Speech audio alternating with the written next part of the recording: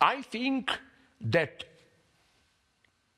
we, humanity, not just the developed world, are entering a new era in which liberal capitalism, as we knew it, is coming to an end. What it is replaced with is what some people call corporate neo-feudalism. It's a problematic term, but there is some truth in it. There is at least one thing about this neo-feudalism that is well known. You remember, now it's already half a year ago, when Mark Zuckerberg announced metaverse.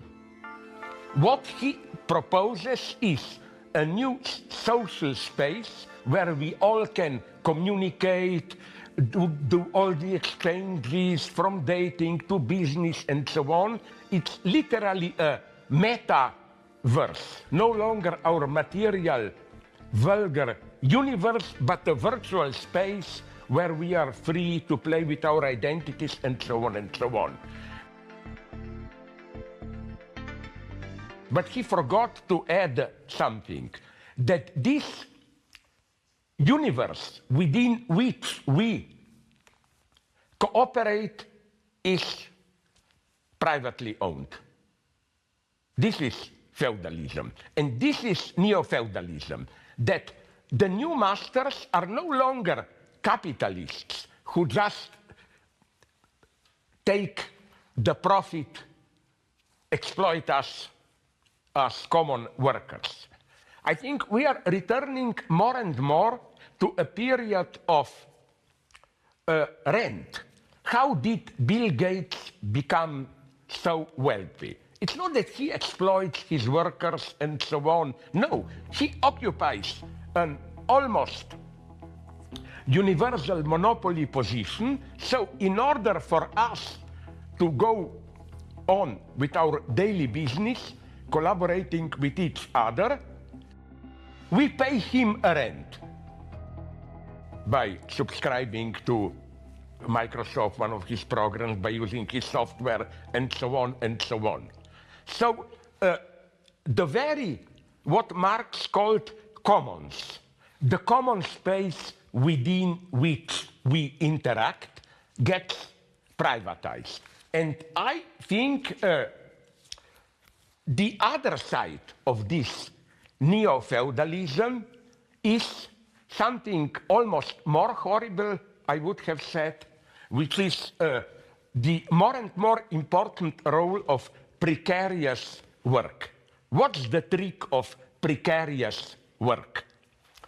It is that you get a false freedom in precarious work, no? Like, look at an Uber driver. He owns his own means of production, he can work whenever he wants, and so on.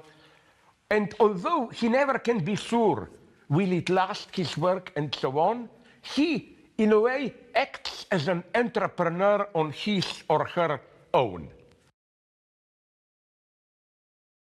So the paradox is that while he experiences his life as more free than ever, you just work when you want, and so on, his subordination to the existing order is much more total than at any point before. So the great danger today, I think, is not the traditional domination, where, you know, my master is out there. The most dangerous form of unfreedom today is the unfreedom that you experience as freedom. And I think the latest, most dangerous form of this is cryptocurrencies. The idea of cryptocurrencies was, of course, anarchic freedom. We can make money which will not be dependent on any state institutions. It's like direct, transparent exchange. The result of it is total impenetrability, We are more manipulated than ever, and even the very structure of manipulation is not transparent. So this is our predicament today. I almost have a longing for the good old times, which persist up to a point in China, where you know you are not free. My friends from China who are under observation, police tell me, you know you're observed, you look back, there is a secret policeman behind or whatever. But what about something much more horrible? You freely